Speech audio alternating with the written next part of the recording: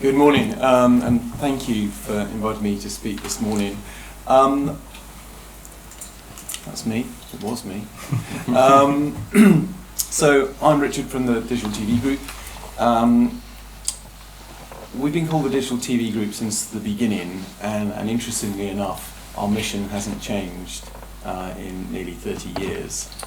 We are still here to try to make sure that digital TV reaches its full potential.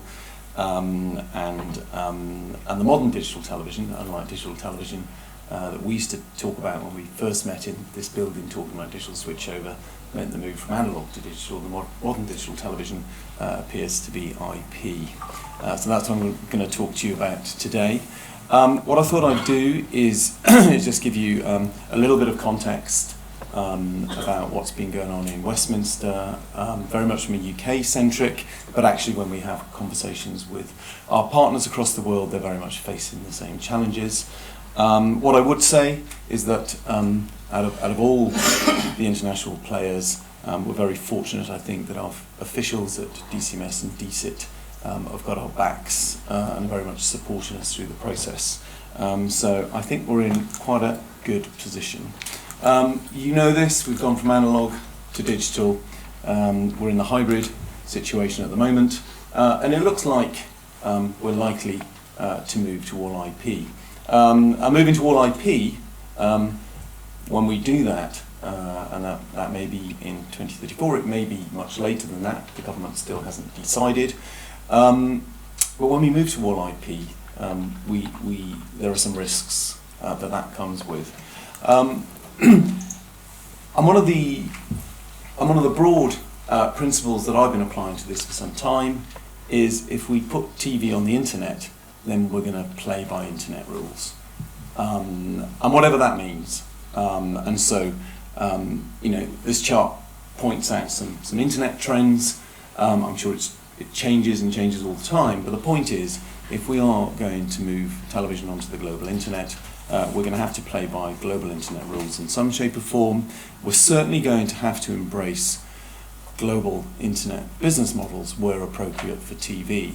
And in support of that, Christina Nicolotti-Squires, who runs broadcasting at Ofcom, announced a couple of weeks ago that Ofcom are going to run a call for evidence in November on how they should be regulating advertising in television going forward, because clearly the likes of ITV are at a disadvantage to some of the established internet advertising models. So things are changing, and the good news is we're embracing those things as they change.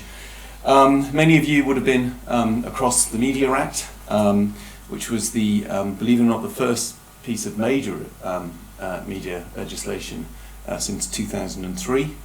And just to zoom in a little bit on some of the points that it looked at, it very much supported public service, looked at how we might regulate that, and Ofcom are in the process of their roadmap to regulation, which ends this year. Alongside that, two other things are happening this year. The DCMS Future of Television Distribution Forum will complete its work, and we've got a few more papers to write, and then it will complete its work by the end of this year, which will allow the government to go into some kind of form of purdah, and then we'll all be sat waiting for some white smoke on what their decisions might be. They've got some tricky decisions to make because they have to balance the drive and pull from audiences that's moving us all in the direction of IP, along with the challenge that some audiences are quite tricky to move and would very much like to continue with traditional broadcast or possibly even hybrid. And as we do all of that, we've got to make sure that we leave no one behind, but also recalibrate our businesses and structures as we go. So the time is now, it's this year, that those thoughts, that evidence is being put forward. And my guess is, depending on the political climate, we'll begin to see a green paper or something into next year. So now is the time. I said something else is happening, looking to fill in the front. Of course, charter renewal is going on in the process, and even though technically I'm sure isn't absolutely linked to this, if you've heard what the PSBs have been saying, and particularly what Tim Davies has been saying, of course this stuff is absolutely intrinsically linked, and the BBC and the other PSBs will have very key roles to play in whatever we do going forward. So just very briefly, the Media Act is all about making sure the audience is ubiquitous, has a very positive outcome for audiences, so audiences get to enjoy all the rich digital data-driven services that we're able to drive today, but it's also reliant, resilient and safe.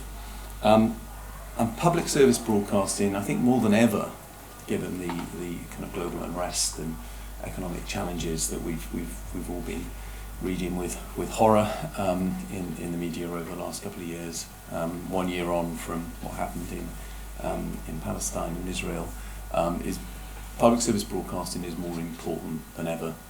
And actually, one of the things that people say to me, what gets you out of bed in the morning? What gets me out of bed in the morning is to make sure that we've got a strong public service media and authenticated news environment that will see us through whatever disasters we might go through in politics over the next 10, 20 years. So it's very, very important.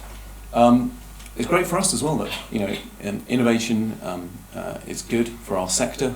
We've driven and lived on innovation for many, many years. And the reason why we've had such a successful market in the UK, because it's been open and really competitive. Having a strong satellite broadcaster, having a strong cable broadcasters over the years, and I know they went through a few wobbles on the way, but we've come out in a very strong position from a cable perspective, and a strong terrestrial broadcast situation. And I'm sure most of you in the room can remember that didn't happen overnight either.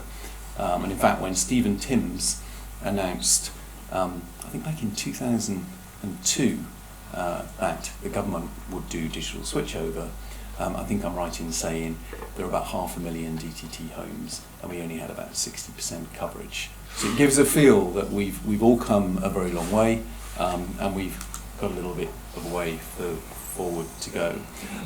This slide, I won't test you on it later. These are the key points that a piece of research that we did 3 or 4 years ago with industry came out with challenges that we would need to overcome if we were going to enable IP for everyone in the UK. And interestingly enough, when I review these again, we're still talking about the same things. We've got solutions to most of them now. There are a few bits along the way that we've still got some work to do. So we broadly put it into 3 boxes to try to make it simple. IP distribution at scale, simplifying the complexity, and managing the transition. But of course, we've done lots of work on this already. So a few weeks ago, we published a piece of research for Ofcom, looking at how older users use television, and it was quite refreshing in a way. It was really interesting. We used some tech that looked at monitored some of the eye movement while they were trying to navigate television. And I'm no psychologist, but there's a direct relationship between anxiety and the furtiveness of your eyes as you're trying to do something. I hope they haven't got that on me today. It probably also leads into trust as well.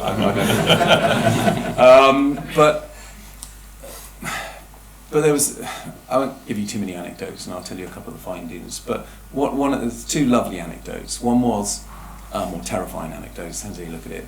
One delightful old lady, super bright. She actually said to me, I say to my son, I'm old, not stupid. When you're trying to explain this stuff to me, I'm just old, I'm not stupid. And then we showed her a home screen of a particular large market-leading TV manufacturer, And she said, she was, they're kind of South London, but I won't do the accent. But she said, that's not home. That doesn't look anything like home to me. That couldn't look any less like home to me. And one of our researchers said, oh gosh, overstimulated old people staring at a home screen at the TV manufacturer's UI with advertising in it, loads of stuff, she didn't know what it was, and actually all she wanted to do was get to BBC One. And spoiler alert, if you read the report, if we keep the logical channel number functionality persistent, no matter where you are in the television user experience, and I know that comes with lots of commercial challenges and data challenges, and actually our job is as engineers is to fix that. If we keep the functionality persistent of being able to press number 1 and get to BBC One, no matter where you are, her anxiety level completely dissipated, super relaxed. And when she said, oh, have I broken it? You haven't broken it, press number 1 to get BBC One. Didn't matter what she'd pressed and where she'd got into. So keeping the user experience as simple as television will mean that we don't leave anyone behind. And I know that comes with real problems because, we want to monetize, we need to not want to. We have to monetize, back to my point over the internet and internet business models, we have to monetize them. We have to know who they are. We have to authenticate. We have to do all those things, but somehow we've got to balance that with simplicity. And just to give you a feel, we asked them to do a few tasks. One was find a program using a channel number, one was use the EPG, one was go through a BVOD app, and one was use search. Everyone got there using a channel number. We lost 25% when we went through today's EPG, because not everyone uses an EPG, do they? We lost around another 20-25% when we went through a broadcast app.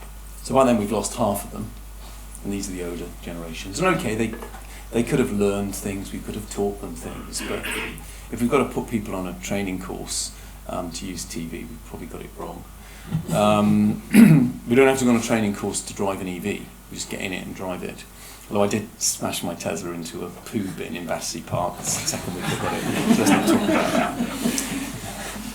Sore point. And then we asked them to do search, kind of for fun.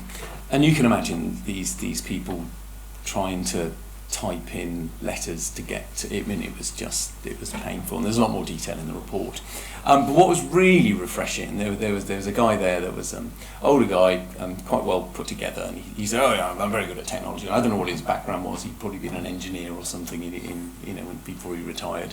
No, I can do all this. His anxiety level was going through the flipping roof. He couldn't do anything, and he was really embarrassed. He was going bright red, super anxious, and this is true, he accidentally pressed the microphone, and it offered him voice search. And he said, can I use this? We were like, yeah, you can't break it, do whatever, this is about you, this is about you, go and do it. And he used voice search, and he said, wow, this is amazing, can I do this at home? We're like, yeah, do this at home. Well, I didn't say to him, trying to get to episode 2 of series 3 of, that's a whole different thing on voice search. But to get to a basic service using voice search, he was utterly delighted. So there are great things out of this, and if we can get everyone to dip their toe in this new world, and I think we'll be in a much richer position as a country. A couple of other pieces of work which kind of just gives you an idea of some of the things that we've been doing. Clearly storytelling is going to change, and we're looking at the future of TV in many other ways. We've been looking at the challenge in this spoiler alert again, this doesn't really resolve it, but we spent some time, just as everyone else has been doing, trying to look at how we can simplify how people sign into lots of services, and I think there's more work to be done there. And we've been looking at IP advertising, aligning tech, experience and value, but we've got a lot more to do. So just very quickly, we need technical standards and leadership in this space. They're critical to public policy. We're not going to deliver. Many of you in the room recall that we smuggled digital TVs into nearly every home before we did digital switchover. And then when we did digital switchover, they just had to use them predominantly. So that made the risk and the challenge much smaller. It's much more complicated, this next move, but we need to think about how we might achieve that. What we do is the foundation of democracy, and we've been through Brexit, we've got a risk of Farage on the horizon, and goodness knows what else is going on in the rest of the world. We need to make sure that public service broadcasting is maintained, and the truth continues to get out there and it's inclusive. But we've got to be faster, more agile, relevant, robust, and meet international standards. So I've just got a few final words that I was just going to wanted to just read off here because I think this is important. If I can get, I can't use my iPad, obviously. Is that your report? It could be in my report. The problem is you've got to turn it upside down. Hold it on that side. You've got to turn it upside down, and I can't get into it. Just very, very briefly to summarise. UK television's at a turning point. 2025 marks a very important year for us. But it's driven by audience preferences. It's not driven by us. And we're going to deliver those with technological advancements, some of which we know, and some of which we don't know. But what we do know is that we will get there, just as when I said Stephen Timms announced switchover in 2002. I'm not sure we quite knew how we were going to get there, but we got there. It's a viewer-centric shift. The industry's moving towards a viewer-centric model where audiences dictate changes in usability, discovery and monetization. We're following the audience, and we've got to go to where the audience is. Key challenges are ensuring peak event reliability, simplifying content discovery, modernising content quality, aligning advertising and data privacy, and maintaining accessibility are some of our key challenges, but there are many others that we're stepping up to. And we're good at this as an industry. And it wouldn't be a speech or a presentation if I didn't mention AI, obviously. You did it. I didn't. AI is great, isn't it? You know, it's a real enabler of some great things, and many of us use it on a daily basis, but most of us haven't really got a clue. And in fact, if you've got the compliance department to ask to advise you on what AI you should use, you probably wouldn't use anything at all. So we're feeling our way with AI, and very, very, very much so. But it can have a really positive impact, just as IP can. It enhances personalisation, discovery, and accessibility in media consumption. So we've got a great opportunity there. And the one thought I'll leave you with, which I kind of buy into, AI's limitations. AI's effectiveness depends on human expertise and ethical oversight. And one hypothesis is for every $1 you invest in an AI system, you need to invest $10 in your people so that they know what they're doing with that system and they can make the most of it. So we've got a long journey ahead of us, but I think it's exciting. So thank you very much.